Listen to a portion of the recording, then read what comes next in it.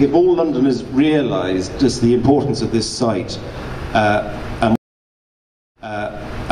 what an extraordinary place it must have been in the late 16th century with Shakespeare's plays performed here. And then if you think this is the very first time genuinely since then that those plays have been performed, if only in miniature, then I think really this is one of those special London nights.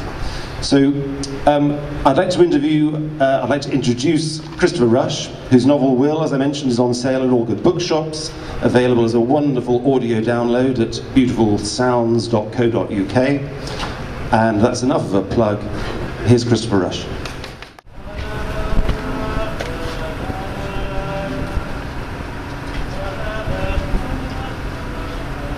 Now is the winter of our discontent, made glorious summer by this sun of hope.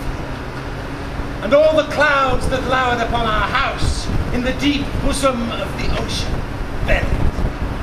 Now our brows bound with victorious wreaths, our bruised arms hung up for monuments, our stern alarums changed to merry meetings, our dreadful marches to delightful measures. Grim-visaged war hath smoothed his wrinkled front, and now, instead of mounting barbed steeds to fright the souls of fearful adversaries, he capers nimbly in a lady's chamber, to the lascivious pleasing of a lute.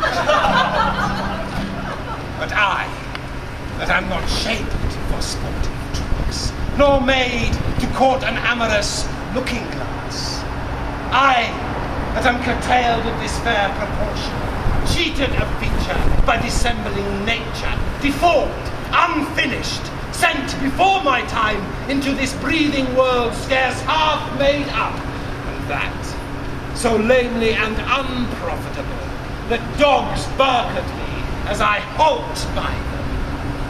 Why I, in this weak, piping time of peace, have no delight to pass away the time, unless to spy my shadow in the sun and descant on mine own deformity. And therefore, since I cannot prove a lover, to entertain these fair, well-spoken days, I am determined to prove a villain, and hate the idle pleasures of these days. Now, I first heard that soliloquy 50 years ago, on the night before I was due to leave school to join the Navy, having been declared a dunce and a sluggard and an unregenerate oaf by my school teachers, quite rightly too.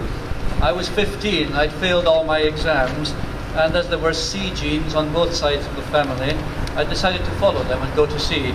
And the night before that was due to happen, I was sitting slumped in front of our 12-inch black and white bush television set, rather disconsolately, when a film came on and a man in late medieval costume limped up to the camera and spoke the speech you've just heard.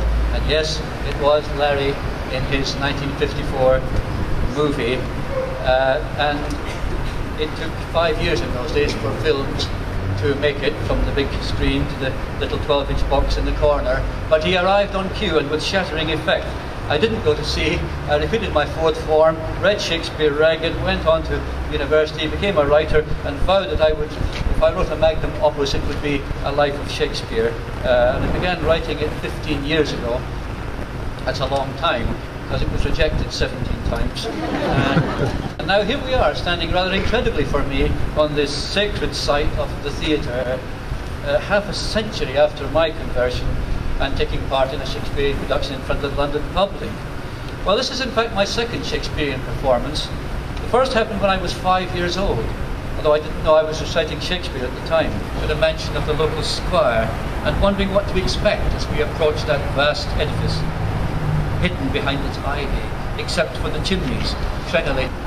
Not a fair sweet, my back offering heaven is strong. Not a friend, greed, when my coffin where my bones shall be thrown. 1,000 sighs to say, lay me away, that lover never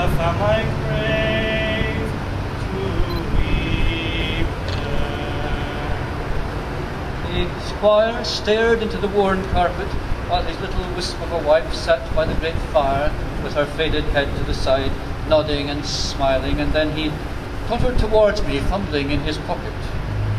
Good man, most unusual, a most unusual piece, well done, well done. And he pressed into my palm the clinking coins, cold from his stone-cold fingers. 2 half-crowns. 5 shillings. Everybody crowded round. Let's see, what did he give you? 5 bob! It's a bloody fortune!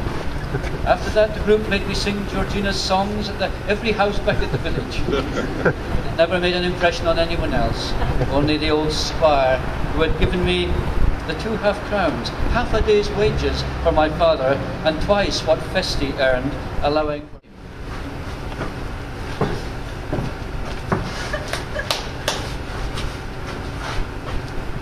Speak the speech, I pray you, as I pronounced it to you, trippingly on the tongue.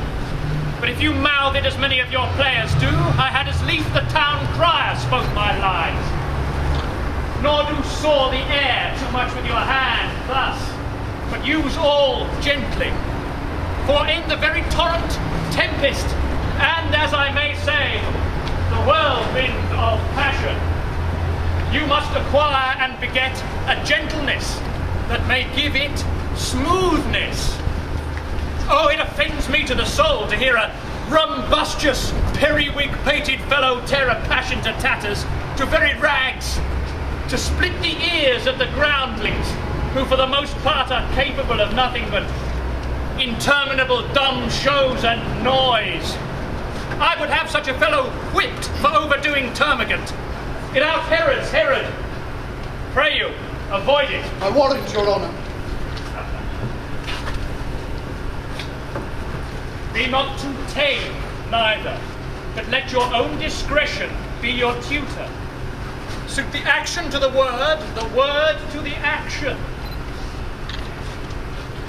And the main purpose is this, to hold as 'twere a mirror up to nature, show virtue her own feature, mock her own image, and the very form and substance of the time, her end and pressure. Oh! Now, this overdone, or come tardy off, though it make the unskilful laugh, cannot but make the judicious grieve. The censure of the which in your allowance must overweigh a whole theatre of others. Oh, there be players that I have seen play, and heard others praise, and that highly, not to speak it profanely, who, having neither the accent of Christians, nor the gait of Christian, pagan, nor man, have so strutted and bellowed, that I had thought some of nature's journeymen had made men and not made them well. They imitated nature so abominably. I hope we have reformed that more indifferently with us. Oh, reform it altogether. And let those that play your clowns speak no more than is set down for them. For there be of them that will themselves laugh, to set on some quantity of barren spectators to laugh too, though in the meantime some question of the play fall then to be considered. That's abominable, and speaks a most vile temperament in the fuel that abuses it.